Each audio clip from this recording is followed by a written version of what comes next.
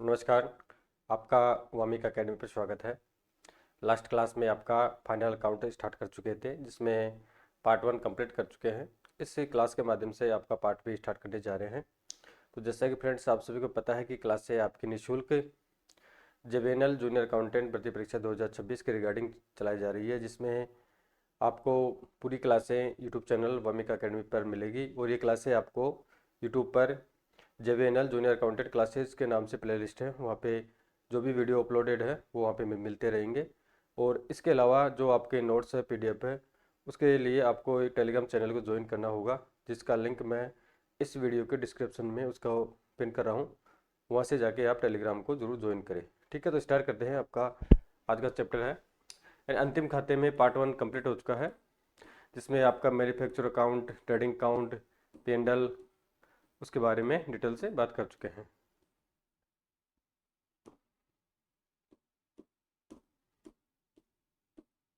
यानी last video में यहाँ तक कंप्लीट कर चुके थे।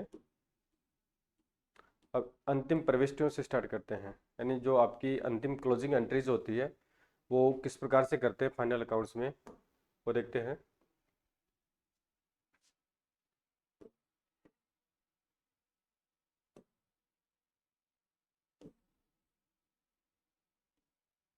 स्टार्ट करते हैं। यानी क्लोजिंग एंट्रीज, यानी खाता बही में खुले हुए खातों को बंद करने के लिए मुख्य जर्नल में जो प्रविष्टि या एंट्री की जाती है उन्हें अंतिम प्रविष्टियां कहते हैं।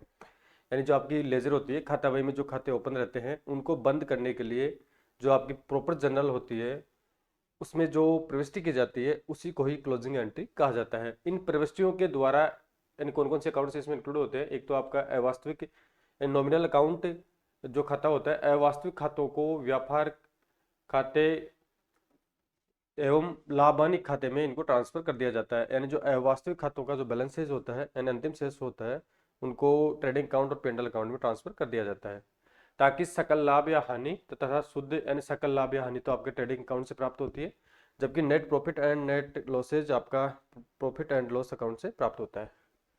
यानी शुद्ध लाभ हानि या तो उसके विभिन्न अंतिम प्रविष्टियां किस प्रकार से की जाती है वो देखते हैं। फर्स्ट तो आपकी एंट्री है यानी क्रय वापसी को क्रय खाते में ट्रांसफर करने पर, यार परचेज रिटर्न है, उसको अगर परचेज अकाउंट में ट्रांसफर करेंगे तो किस प्रकार से आपकी एंट्री होगी? तो एंट्री हो जाएगी आपकी purchase return account debit to purchase account. क्या हो जाएगी? Purchase return account debit to purchase account हो जाएगी। इसी तरीके से नेक्स्ट आगे बात करें, बिक्री वापसी को बिक्री खाते में ट्रांसफर करने पर तो इसकी जस्ट विपरीत हो जाएगी, तो sales account debit to sales return account हो जाएगी। फिर नेक्स्ट है जो आपका व्यापार खाता होता है, जिसमें पार्ट 1 वाला जो आपका वीडियो है इससे अंतिम अकाउंट वाला, तो उसमें देख चुके हैं कि जो आपका व्यापार खाता ट्रेडिंग अकाउंट है उसमें डेबिट साइड में कौन कौन सी मदें आती है और क्रेडिट साइड में कौन कौन सी मदें आती है। तो पुनः मैं बात आपको बताता हूँ कि जो डेबिट साइड होता है, डीआर साइड होता है, उसमें जो डायरेक्ट एक्सपेंसेस होते हैं, जो खर्चे होते हैं वो आते हैं, लॉसेज आते हैं, जबकि सीआर साइड में जो रेवेन्यू और जो आपकी सेल्स है वो आती है। तो अब इसमें व्यापार खाते के डेबिट पक्ष में ट्रांसफर किए जाने वाले खातों के संबंध में, ठीक है, तो व्यापार खाते के डेबिट साइड में करेंगे तो एंट्री हो जाएगी आपकी ट्रेडिंग अकाउंट डेबिट टू। क्या हो जाएगी? Trading account debit to opening stock purchase net, जो भी आपकी नेट मतलब इसमें जो परचेज रिटर्न माइनस करने के बाद में बची है वो इसके अलावा ऑल डायरेक्ट एक्सपेंसेस जितने भी हुए हैं वो एंट्री आ जाएगी। और व्यापार खाते के क्रेडिट पक्ष में ट्रांसफर करेंगे तो जस्ट इसका विपरीत हो जाएगा। एंड जो सेल्स जो आपकी बिक्री हुई है नेट यानी सेल्स रिटर्न माइनस करने के बाद में वो आ जाएगी और उसमें आ जाएगा टू ट्रेडिंग अकाउंट हो जाएगा। अब इसमें एक टिप्पणी नोट दे रखा है कि व्यवहार में क्रय वापसी को कुल क्रय की राशि में से घटा दिया जाता है एवं विक्रय वापसी को कुल विक्रय की राशि में से घटा दिया जाता है, जैसा कि अभी बात कर चुके हैं। नेक्स्ट है क्रय वापसी एवं विक्रय वापसी को व्यापार खाते में ट्रांसफर करने पर क्रय वापसी को व्यापार खाते के क्रेडिट पक्ष में एवं विक्रय वापसी को डेबिट पक्ष में दिखाया जाता है।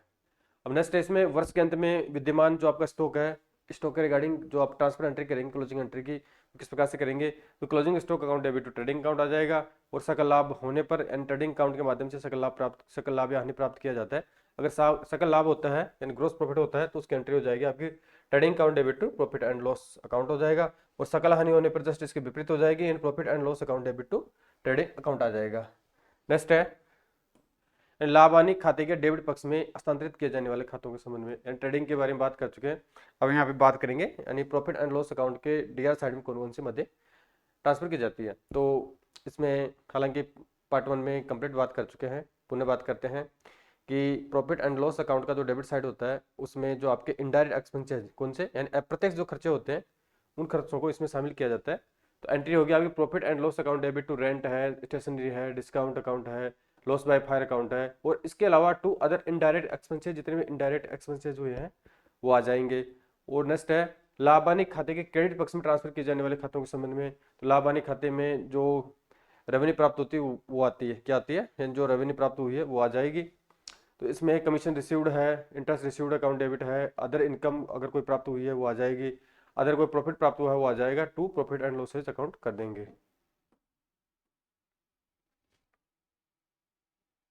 अब नेक्स्ट है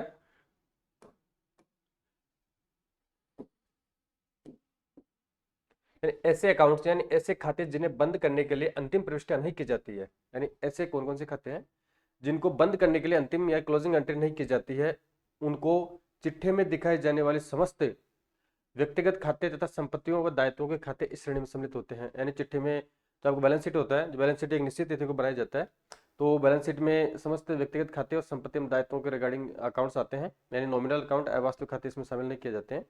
तो इन खातों को बंद करने हेतु अंतिम प्रविष्टि की आवश्यकता नहीं होती है। ठीक है, यानी इस प्रकार के जो व्यक्तिगत खाते हैं, असेट्स और लायबिलिटीज के खाते हैं, उनको बंद करने के लिए अंतिम प्रविष्टि की आवश्यकता नहीं होती है। ऐसे खातों के डेबिट और क्रेडिट पक्षों का योग लगाकर अंतर्यात किया जाता है। इस अंतर खाते का शेष, यानी इससे जो अंतर आता है उसे खाते का शेष कहा जाता है। डेबिट पक्ष का योग अधिक होने पर खाते का डेबिट शेष होगा तथा क्रेडिट पक्ष का योग अधिक होने पर इसमें आपका सीआर शेष हो जाएगा। जिस खाते का डेबिट शेष होता है उसके क्रेडिट पक्ष में बाय बैलेंस सीडी लिखा जाता है, यानी रकम के खाने में लिख देते हैं। इसी प्रकार जो आपका इसी प्रकार खाते का क्रेडिट शेष होने पर उसके डेबिट पक्ष में टू बैलेंस सीडी रकम के खाने में अंतर की राशि लिख दी जाती है। यह ध्यान रखने योग्य है कि समस्त संपत्ति खातों का डेबिट शेष तथा दायित्व खातों का क्रेडिट शेष होता है। इसके बारे में आप सभी जानते हैं कि असेट्स का जो बैलेंस शेष होता है वो डेबिट होता है, और जो लायबिलिटीज होती है उसका बैलेंस आपका सीआर होता है। ठीक है, अब इसको एक एग्जाम्पल के माध्यम से समझते हैं इसको। यानी इसमें बता रखा है कि pass closing to close the following accounts, निम्नलिखित खातों को बंद करने हेतु क्लोजिंग या अंतिम प्रविष्टि आपको करनी है। पहले इसकी राशि देख लेते हैं, फिर क्वेश्चन का सोल्यूशन करेंगे। यानी कैपिटल इसमें आपकी दे रखी 9,000 रुपये की है, सेल्स आपका 6300 का है, सेल्स रिटर्न आपके 325 का है, इंटरेस्ट रिसीव्ड आपका 800 रुपये का है, वेजेस एंड सैलरीज आपकी 580 की है, और आपके क्रेडिटर्स एंड लेनदार आपके 4000 के हैं, और रेंट पेड आपके 700 के हैं, और स्टेबल एक्सपेंसेज आपके 4200 के हैं, और आपका रोकड़ है, परचेज रिटर्न है, परचेज है, ओपनिंग स्टॉक है, डेटर्स है, डिस्काउंट अलाउड है, कमीशन रिसीव्ड है, और क्लोजिंग स्टॉक है। तो ये राशि यहाँ पे दिखाई नहीं दे रही है इन्वेस्टमेंट के रीजन के कारण, उससे कोई दिक्कत वाली बात नहीं है, डायरेक्ट एंट्री में समझेंगे। ठीक है, तो इस प्रकार से आपकी जो राशि उपरोक्त देख चुके हैं। अब इसमें आपको अंतिम प्रविष्टि जनरल में करनी है, तो जनरल का प्रारूप आप सभी लोग जानते हैं, डेट आएगा, पर्टिकुलर आएगा, LF and ledger folio number, debit, और यहाँ पे सीआर राशि आ जाएगी। तो फर्स्ट वाले एंट्री आपकी है purchase return to purchase account कर देंगे, यानी 500 रुपये का balance of purchase return account transfer to purchase account में है, 500 रुपये आ गया। इसी तरीके से नेक्स्ट आपका sales account debit to sales return आ जाएगा 325 का। फिर आपको जो ट्रेडिंग अकाउंट में जो मध्य होती है, मध्य आपको ध्यान रखनी है, जो मैंने फर्स्ट वाले वीडियो में बता चुका हूँ आपको, और आप सभी को पता है कि आप आपने बीकॉम कर रखी है, एमकॉम कर रखी, कोई सीएस है, कोई सीएस है, कोई सीएमए है, कॉमर्स बैकग्राउंड से है, तो इस बारे में ज़्यादा यहाँ चर्चा नहीं करेंगे। ट्रेडिंग अकाउंट आ जाएगा आपका 8580, और राशि किस प्रकार से आई है, तो ओपनिंग स्टॉक आपका 3000 का हो गया, परचेज आपका 5 का हो गया, और वेजेस एंड सैलरी आपका 580 का हो गया। इस प्रकार से आपका ट्रेडिंग अकाउंट में ये डेबिट साइड में बैलेंस ट्रांसफर हो जाएगा। ठीक है, तीनों को टोटल करेंगे तो 8580 आ जाएगा, यानी आपका ये ट्रेडिंग अकाउंट की मध्य है डेबिट साइड की। फिर है सेल्स का है, तो sales account debit trading account कर देंगे, यानी 5975 इसमें सेल्स रिटर्न हुई है। फिर क्लोजिंग स्टॉक ट्रेडिंग कर देंगे 6000 का। फिर ट्रेडिंग तो प्रॉफिट लॉस अकाउंट कर देंगे, यानी आपका इसमें 3395 रुपये का प्रॉफिट हुआ है, तो ट्रेडिंग अकाउंट के मध्य आपको याद होगी कंप्लीट, तभी आप ये राशि प्राप्त कर पाएंगे। नेक्स्ट आपका interest received, commission received to profit and loss, यानी इंटरेस्ट 800 का हुआ है, कमीशन आपको 1200 का मिला है, और टोटल 2000 रुपये हो गया। और फिर आप प्रॉफिट एंड लॉस अकाउंट के डेबिट साइड में जो मध्य आएगी आपका डिस्काउंट अलाउड आ जाएगा, रेंट आ जाएगा, स्टेबल एक्सपेंसेज आ जाएंगे, टोटल एक्सपेंसेज आपके 600 के हो गए। और फिर लास्ट में जो प्रॉफिट होगा आपका कितने का, 705 का, नहीं सॉरी, लास्ट में जो आपका इसमें लॉस हुआ है कितने का हुआ है, 705 का। जब आप ट्रेडिंग अकाउंट बनाएंगे, पेडल बनाएंगे, तो उससे आपको राशि प्राप्त होगी। तो किस राशि को, यानी जो भी नेट प्रॉफिट होता है, जो नेट लॉसेज होता है, उसको व्यापारी के कैपिटल अकाउंट में ट्रांसफर कर दिया जाता है। और जो कैपिटल अकाउंट होता है वो आपका व्यक्तिगत खाता होता है। तो capital account debit to profit and loss account कर देंगे। Net loss transfer to capital account कितने का हुआ? 705 का। ठीक है। अब अब आ जाते हैं बैलेंस शीट के ऊपर। किसके ऊपर बात करेंगे? Balance sheet. आपका जो फाइनल अकाउंट है वो, इसमें 2 वीडियो बनेंगे। फिर आपका समायोजन सहित अंतिम खाते तैयार करेंगे, उसमें आपके 1-2 वीडियो और बनेंगे। तो इसमें फर्स्ट है आपका मैन्युफैक्चर बेसिक देख चुके थे पार्ट 1 में। फिर आपका मैन्युफैक्चर अकाउंट देखा था, ट्रेडिंग देखा था, पेंडल देखा था। ठीक है। और उसके बाद में प्रैक्टिकल क्वेश्चन का सॉल्यूशन कर चुके हैं, और इस वीडियो के माध्यम से प्रैक्टिकल क्वेश्चन का सॉल्यूशन कर चुके हैं। अब आपका आता है बैलेंस शीट। क्या आता है? Balance sheet. तो बैलेंस शीट के बारे में आप सभी को पता है कि बैलेंस शीट एक निश्चित तिथि को व्यापार की, यानी सामान्यतः यह वर्ष के अंतिम में तैयार की जाती है। अब बट ऐसा जरूरी नहीं है कि व्यापारी इसको अंतिम वर्ष में तैयार करे। जब उसकी आवश्यकता हो, अगर उसके अकाउंट्स पूरे तैयार है पिछले वाले, तो वो एक निश्चित तिथि को व्यापार की कैपिटल, असेट्स एंड लायबिलिटी जानने हेतु बैलेंस शीट तैयार करता है। चिट्ठा देखते हैं कि व्यापार खाता क्या है? And trading account and profit and loss account तैयार करने के बाद चिट्ठा तैयार किया जाता है। एंड जो नेक्स्ट प्रोसेस होती है, पहले व्यापार खाता तैयार होता है। अगर कोई निर्माणी संस्था है तो पहले वो मैन्युफैक्चर अकाउंट तैयार करेगी, फिर ट्रेडिंग करेगी, फिर पेंडल करेगी, फिर लास्ट में आपका बैलेंस शीट तैयार करेगी। तो ये व्यापार खाता एवं लाभ हानि खाता तैयार करने के पश्चात में तैयार किया जाता है। एक निश्चित तिथि, यानी एक निश्चित तिथि को बनाया जाता है। यह ध्यान रखना है कि जैसे आपका आज 15 मार्च हो चुका है, तो 15 मार्च 2026 को व्यापार की जो एक्चुअल स्थिति है असेट्स की, लायबिलिटीज की और कैपिटल की, वही दिखाएगा। ठीक है। निश्चित तिथि को संपत्ति, दायित्व, पूंजी दिखाता है बैलेंस शीट। एक निश्चित तिथि को व्यापार में विद्यमान संपत्तियों, दायित्व एवं पूंजी को याद किया जाता है। नेक्स्ट है, इसमें उन खातों के शेषों को दिखाया जाता है जो व्यापार एवं लाभ हानि खाते में ट्रांसफर नहीं किए जाते हैं। ये ध्यान रखना है कि जो आपका बैलेंस शीट होता है उसमें जो आपके नॉमिनल यानी अवास्तविक खाते होते हैं उनका शेष इसमें ट्रांसफर नहीं किया जाता है। यानी नॉमिनल अकाउंट्स का शेष है वो संबंधित वर्ष में ट्रांसफर करके उनको बंद कर दिया जाता है। और जो आपके व्यक्तिगत खाते होते हैं और असेट्स एंड लायबिलिटीज के अकाउंट्स होते हैं वो कभी बंद नहीं होते हैं। जब तक व्यापार चलता रहेगा, जब तक चलता रहेगा, तो उनके शेष को नेक्स्ट ईयर में ट्रांसफर कर देते हैं। ठीक है। कितनी असेट्स है, कितनी लायबिलिटीज है, कितनी कैपिटल है। नेक्स्ट है चिट्ठी के शीर्षक में, ये महत्वपूर्ण है, चिट्ठी के शीर्षक में एज एट, क्या एज एट या एजोन का प्रयोग होता है। क्या होता है? या तो एज एट करेंगे, क्या करेंगे? एज एट या एजोन का प्रयोग होता है, न कि फॉर द ईयर एंडिंग का, यानी ट्रेडिंग एंड पेंडल में होता है इस प्रकार से। तो इसमें एज एट या एजोन का प्रयोग होता है, न कि फॉर द ईयर एंडिंग का। नेक्स्ट है, अब जो बैलेंस शीट है आपका चिट्ठा 2 क्रम में बनाया जाता है। किसमें बनाया जाता है? यानी बैलेंस शीट आपकी 2 क्रम में बनाई जाती है। एक तो होता है आपका लिक्विडिटी ऑर्डर और एक होता है परमानेंस ऑर्डर में, यानी तरलता क्रम और स्थायित्व क्रम में बनाया जाता है। यानी आपके नोट्स बायलिंगुअल है। ठीक है, आप इनको अच्छी तरह से देख लेना। तो balance sheet is prepared in 2 orders, liquidity order और परमानेंस ऑर्डर। ठीक है, स्थायित्व क्रम में। अब इनको देख लेते हैं। यानी पहले तो देखते हैं पे लिक्विडिटी में, किसमें? यानी लिक्विडिटी बोले तो यानी जो तरलता, यानी तरलता क्रम में बनाया जाता है। यानी पहले आपकी जो तरल संपत्ति आएगी, फिर स्थायी संपत्ति आएगी इसमें। तो बैलेंस शीट का परफॉर्म आप सभी लोग जानते हैं। तो बैलेंस शीट एज ऑन, जो भी आपकी जैसे 31 मार्च है, सामान्यतः अंतिम वर्ष में बनाया जाता है। जैसे 2026 आ गया, इस तरह आपकी डेट आ जाएगी। आपका लेफ्ट साइड में लायबिलिटीज आ जाएगा, फिर अमाउंट आएगा, और राइट साइड में आपका असेट्स आता है, और यहाँ पे अमाउंट आ जाएगा। ठीक है। अब इसमें जो परफॉर्मा देखते हैं, पहले लायबिलिटी साइड के देखते हैं। यानी तरलता क्रम की, लिक्विडिटी क्रम के बारे में बात कर रहे हैं। तो पहले करंट लायबिलिटीज आ जाएगी, यानी उसमें आप बैंक ओवरड्राफ्ट आ जाएगा, बिल्स पेबल आ जाएगा, आउटस्टैंडिंग एक्सपेंसेज आ जाएंगे, सन्ड्री क्रेडिटर्स आ जाएंगे, इनकम रिसीव्ड इन एडवांस आ जाएगी। फिर नेक्स्ट आपका लॉन्ग टर्म लायबिलिटीज आ जाएगी। यानी यहाँ पे तरलता क्रम में पहले आपका करंट लायबिलिटीज आएगी, फिर लॉन्ग टर्म लायबिलिटीज में आपका बैंक लोन आ जाएगा, लोन ऑन मॉर्गेज आ जाएगा। फिर आपकी कैपिटल आ जाएगी। कैपिटल में जो अगर कोई प्रॉफिट हुआ है, नेट प्रॉफिट ऐड हो जाएगा। अगर कोई लॉस हुआ है तो वो लॉस माइनस हो जाएगा, यानी लेस हो जाएगा। और कोई विड्रॉल किया है व्यापारी द्वारा माल का सॉरी पूंजी का, तो ड्राइविंग्स लेस हो जाएंगे। और इसके अलावा इनकम टैक्स जो चुकाया है वो इसमें लेस हो जाएंगे। इसी तरीके से आपका असेट साइड देखें तो असेट साइड में आपका करंट, पहले करंट असेट्स आएगा। करंट असेट्स में आपका कैश इन हैंड आ जाएगा, कैश एट बैंक आ जाएगा, बिल्स रिसीवेबल आ जाएगा, सन्ड्री डेटर्स आ जाएंगे, एक्रूड इनकम आ जाएगी।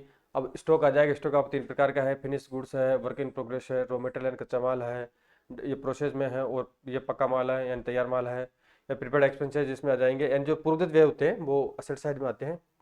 फिर इन्वेस्टमेंट आ जाएगा। इन्वेस्टमेंट में आपके फिक्स्ड असेट्स में आए, यानी इन्वेस्टमेंट आएगा, फिर फिक्स्ड असेट्स में आपकी फर्नीचर आ जाएगा, प्लांट एंड मशीनरी आ जाएगा, बिल्डिंग आ जाएगा, पेटेंट आ जाएगा, गुडविल आ जाएगा।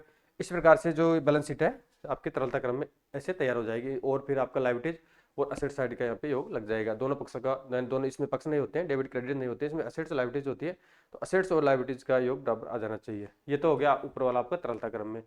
और अब आया आपका यहाँ पे स्थायित्व क्रम में। किसमें? स्थायित्व क्रम में। तो जस्ट इसका विपरीत है, यानी जो पहले तरल संपत्तियां थी या तरल दायित्व थे वो ऊपर आए थे, और इसमें आपका स्थायित्व क्रम में जो पहले आपके स्थायी संपत्ति या जो लायबिलिटीज है वो पहले ऊपर आएगी, और जो आपकी करंट है वो नीचे आ जाएगी। पहले लायबिलिटीज देखेंगे तो लायबिलिटीज में आपको कैपिटल आएगा, जिसमें नेट प्रॉफिट ऐड हो जाएगा, नेट लॉस माइनस हो जाएगा, टाइम्स माइनस होगा, इनकम टैक्स माइनस हो जाएगा।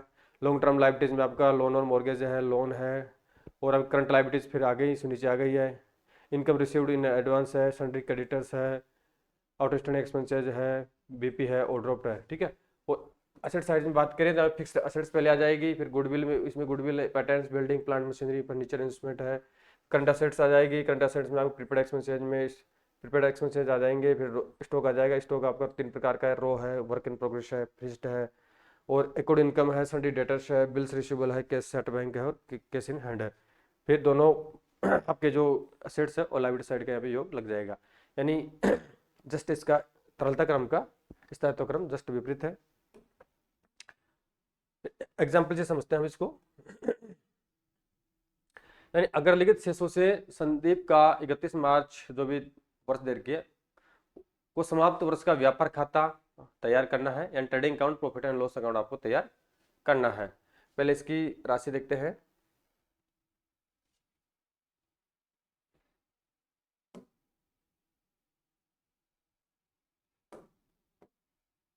तो इसमें आपको परचेज देर का है 4000 का है, यानी इस क्वेश्चन को सॉल्यूशन करने से पहले आपको ट्रेडिंग अकाउंट का प्रारूप और प्रॉफिट एंड लॉस अकाउंट का प्रारूप, जो भी मध्य डेबिट साइड में कौन सी आती है और क्रेडिट साइड में कौन कौन सी मध्य आती है, वो आपको ध्यान रखनी होगी, तभी आप P&L और ट्रेडिंग अकाउंट बना पाएंगे। परचेज इसमें 40,000 का है, सेल्स रिटर्न आपका 4,000 का है, वेजेज आपके 2,000 के हैं, और प्रोडक्टिव उत्पादन मजदूरी आपकी 1,000 की है, कैरेज इनवार्ड आपके 800 के हैं। कैरेज इनवार्ड आपका ट्रेडिंग की मद है, और अगर यहाँ पे कैरेज आउटवार्ड होता है P&L की मद होती। स्टेशनरी 600 का है, विज्ञापन आपके 3,000 के हैं, रेंट 1600 का है, सैलरी आपकी 2400 की है, इंश्योरेंस 4800 के हैं, और स्टॉक आपका 23,000 का है। इसी तरीके से आपकी सेल्स 71,200 की आ गई, और आपका स्टॉक 24,000 का है, डिस्काउंट अलाउड 500 का है, कमीशन आ गया है, फिर आपका ब्याज इंटरेस्ट रिसीव्ड 450 के हैं, परचेज रिटर्न आपकी 700 की है, डेप्रिसिएशन आपके 1500 के हैं, डेप्रिसिएशन आपका P&L का मद है, और फिर आपके बैंक के चार्जेज है, डूबत ऋण है। तो इस प्रकार से मदद दे रखी है। अब इनसे आपको ट्रेडिंग अकाउंट पहले तैयार करना है। क्या करना है? ट्रेडिंग अकाउंट तैयार करते हैं। अब ट्रेडिंग अकाउंट का प्रारूप देख, ऊपर हेडिंग आ जाएगी, trading account for the year ending, जो भी आपका जिस तारीख को, जिस महीने में, जिस वर्ष में बना रहे हो आ जाएगा। आप यहाँ पे आपको पर्टिकुलर अमाउंट आ जाएगा, यानी ये तो आपका डेबिट साइड की मद आ जाएगी यहाँ पे, और ये आ जाएगा आपकी शेयर साइड की मद, ठीक है। अब ट्रेडिंग में जो मध्य रहती है वो आपको ध्यान रखनी है। तो ओपनिंग स्टॉक ट्रेडिंग में आता है, तो ओपनिंग स्टॉक 24 का है, परचेज आपकी 40 है, 40,000 की परचेज रिटर्न 700 हो गया, तो माइनस हो जाएगा 39,300 आ गया। कैरेज इनवार्ड ट्रेडिंग की मदद होती है, 800 आ गया, वेजेज आपकी 2,000 हो गई, प्रोडक्टिव वेजेज आपकी 1,000 हो गई, ठीक है। और इसी तरीके से आपके बाय सेल्स करेंगे 71,200 की हो गई, जिसमें सेल्स रिटर्न आपको 4,000 हो गया, तो माइनस करेंगे 67,200, कितना आ जाएगा? 67,200 आ जाएगा। और क्लोजिंग स्टॉक दे रखा है आपको 30,000 का है, दोनों पक्षों का योग करेंगे, ठीक है। 97,200 आपका शेयर साइड का आ गया। तो यहाँ पे जो आपको प्रॉफिट हुआ है वो 30,100 रुपये का हुआ है। कितने का हुआ है? यानी 30,100 रुपये का आपको प्रॉफिट हुआ है। तो 30,100 रुपये आप प्रॉफिट एंड लॉस अकाउंट तैयार करेंगे इसके बाद में, यानी शुद्ध जो आपको प्रॉफिट हुआ है, सॉरी शुद्ध क्या, सकल सकल जो आपको लाभ हुआ है वो 30,100 रुपये का हुआ है। अब आपको याद करना है शुद्ध लाभ हानि याद करनी है, ठीक है। तो शुद्ध लाभ हानि या नेट प्रॉफिट और लॉस याद करने होते, प्रॉफिट एंड लॉस अकाउंट तैयार करना होता है। अब प्रॉफिट एंड लॉस अकाउंट तैयार करते हैं, तो profit and loss account for the year ending जो भी है तारीख आ जाएगी, इसमें पर्टिकुलर अमाउंट आ जाएगा। ये आपका शेयर साइड है और ये आपका डेबिट साइड है, ठीक है।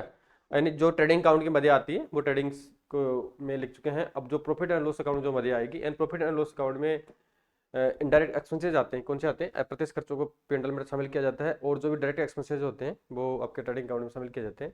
अब इसमें इनडायरेक्ट एक्सपेंसेज के बारे में बात करें तो आपका स्टेशनरी 600 का है, विज्ञापन आपका 3,000 का है, रेंट 1600 का है, सैलरी 2400 की है, इंश्योरेंस 4800 का है, डिस्काउंट दिया है 500 का है क्योंकि लॉसेज है, कमीशन दिया है, डेप्रिसिएशन 1500 का है, टैक्सेज 500 के हैं, बैंक चार्जेज 480 के हैं, बैड डूबत ऋण 920 का है।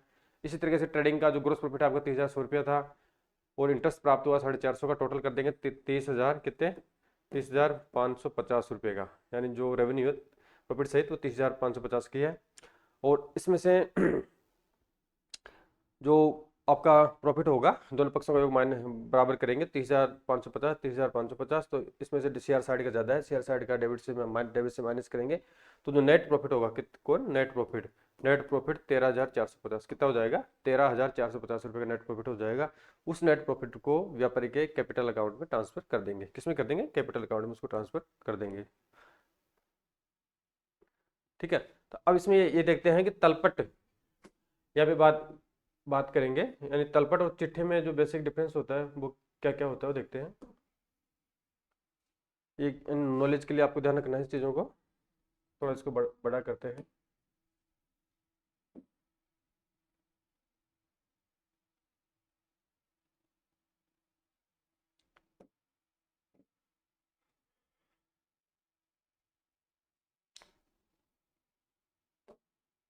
पहला तो आपका तलपट है, ट्रायल बैलेंस है, चिट्ठे में अंतर क्या क्या है। अंतर का आधार है, यानी तलपट है और चिट्ठा है। आधार देखते हैं तो इसका ऑब्जेक्ट क्या होता है तलपट बनाने का, और चिट्ठा का ऑब्जेक्ट क्या होता है। तो तलपट बनाने का ऑब्जेक्ट होता है, तलपट बनाने का उद्देश्य यानी जो गणित खाता बही की जो गणितीय अशुद्धि होती है उसकी शुद्धता की जांच करना होता है, और चिट्ठा बनाने का उद्देश्य व्यवसाय की आर्थिक स्थिति को याद करना होता है। एक निश्चित तिथि को व्यापार में कितने असेट्स है, कितनी लायबिलिटीज है, कितनी कैपिटल है, इसलिए चिट्ठा तैयार किया जाता है। और अनिवार्यता के बारे में बात करें, कंपलसरी के बारे में बात करें, तो तलपट बनाना अनिवार्य नहीं है, जबकि चिट्ठा बनाना कंपनी लेखांकन प्रक्रिया या कानून के अंतर्गत इसको अनिवार्य किया गया है। और पक्षों के बारे में बात करें तो इसमें जो आपका डेबिट एवं क्रेडिट पक्ष के खाने होते हैं तलपट में, वो जबकि इसमें चिट्ठे में डेबिट और क्रेडिट नहीं होता, असेट्स एंड लायबिलिटीज होती है। और लाभ हानि का ज्ञान, तो तलपट से लाभ हानि का ज्ञान नहीं होता है, केवल गणितीय अशुद्धता का पता लगाया जाता है।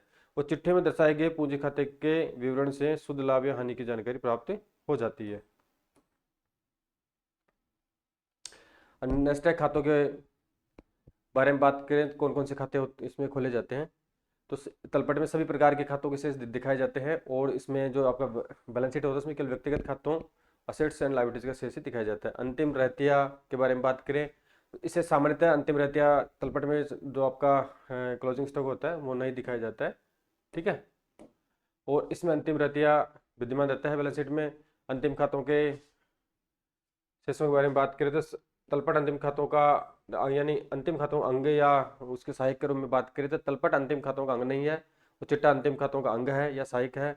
खातों को बंद करना है तो इसे बनाने के लिए खातों को बंद करना आवश्यक नहीं होता है तलपट को, और इसे बनाने हेतु खातों को बंद करना आवश्यक होता है। और फिर प्रामाणिकता के बारे में बात करें, ऑथेंटिटी के बारे में बात करें, तो तलपट को सामान्यतः प्रमाण के रूप में स्वीकार नहीं किया जाता है न्यायालय द्वारा, और बैलेंस शीट को कानूनी रूप से स्वीकार किया जाता है। और अवधि है, तलपट व्यापारी द्वारा वर्ष में कितनी बार बनाया जा सकता है, यानी जब उसकी इच्छा हो तब व्यापारी तलपट तैयार कर सकता है। और चिट्ठा व्यवसाय के सामान्यतः वर्ष के अंत में बनाया जाता है। अब ऐसा कोई जरूरी नहीं चिट्ठा पहले नहीं बना सकते, लेकिन सामान्यतः व्यापारी द्वारा वर्ष के अंत में बनाया जाता है। ठीक है, तो तलपट और चिट्ठे के बारे में बात कर चुके हैं। अब व्यापार एवं लाभानी खाते तथा चिट्ठे हम तीनों में बात करेंगे, तीनों में मेजर डिफरेंस क्या क्या रहता है। तो यहाँ पे क्रमांक संख्या है, अंतर का आधार है, व्यापार एवं लाभानी खाता है और चिट्ठा है। ठीक है, अब ऑब्जेक्ट्स के बारे में बात करते हैं। यहाँ पे व्यापार एवं लाभानी खाते बनाने का उद्देश्य व्यवसाय के एक निश्चित अवधि के सकल लाभ या हानि तथा शुद्ध लाभ या हानि को याद करना होता है, और जबकि चिट्ठा बनाने का उद्देश्य एक निश्चित तिथि पर व्यवसाय की आर्थिक स्थिति को याद करना होता है। पक्षों के बारे में बात करें तो इसमें दो पक्ष होते हैं आपके व्यापार और लाभानी खाते में, डेबिट और शेयर होता है, और इसमें कोई पक्ष नहीं होता है, इसमें असेट्स एंड लायबिलिटीज होता है। प्रकृति के बारे में बात करें, नेचर के बारे में बात करें, व्यापार एवं लाभानी खाते के बारे में, तो ये नॉमिनल यानी वास्तविक खाता होता है। और अगर बैलेंस शीट के बारे में बात करें तो एक तरह से विवरण पत्र होता है। क्या होता है, विवरण पत्र होता है। और टू या बाय का प्रयोग के बारे में बात करें तो अन्य खातों की बातें इसमें भी टू और बाय का प्रयोग किया जाता है, यानी डेबिट साइड में आपका टू आता है और शेयर साइड में बाय आता है। और बैलेंस शीट में टू और बाय का प्रयोग नहीं किया जाता है। खातों के प्रकारों के बारे में बात करें तो इसमें P&L में और ट्रेडिंग में अवास्तविक खातों को दर्शाया जाता है, जो नॉमिनल खाते होते हैं उनको दर्शाया जाता है। और बैलेंस शीट में इसमें व्यक्तिगत खातों असेट्स एंड लायबिलिटीज को ही दिखाया जाता है। फिर नेक्स्ट है लेखे का क्रम के बारे में बात करें तो इसमें खातों को दिखाने का कोई निश्चित क्रम नहीं होता है, और जबकि बैलेंस शीट में जो आपका क्रम होता है, जैसा कि अभी जस्ट बात कर चुके हैं, बैलेंस शीट में जो बैलेंस शीट दो प्रकार से बनाई जाती है, एक तो स्थायित्व क्रम, एक तरलता क्रम में। ठीक है, तो इस प्रकार से इसको तैयार किया जाता है। और शेष का हस्तांतरण है, व्यापार खाते का शेष लाभानी खाते में ट्रांसफर किया जाता है और लाभानी खाते का शेष पूंजी खाते में ट्रांसफर किया जाता है। और चिट्ठे का कोई शेष नहीं होता है। ठीक है, तो यहाँ पे दोनों पक्षों का योग बराबर होता है, तो इसका शेष कहीं भी ट्रांसफर नहीं किया जाता है। ठीक है, तो जो फाइनल अकाउंट्स का आपका 2 वीडियो कंप्लीट कर चुके हैं, यानी पार्ट ए भी कंप्लीट हो चुका है। अगर किसी फ्रेंड्स को कोई क्यूरीज हो तो कमेंट करके जरूर बताएं। ठीक है, और इसके बाद में अभी आपका फाइनल अकाउंट्स से बेसिक और प्रैक्टिकल देख चुके हैं। अब इसमें एडजस्टमेंट एंट्री सहित देखेंगे, यानी समायोजन सहित समायोजन प्रविष्टियों से अंतिम खाते किस प्रकार से तैयार किए जाते हैं, वो नेक्स्ट पार्ट में या नेक्स्ट वीडियो में बात करेंगे। Thank you.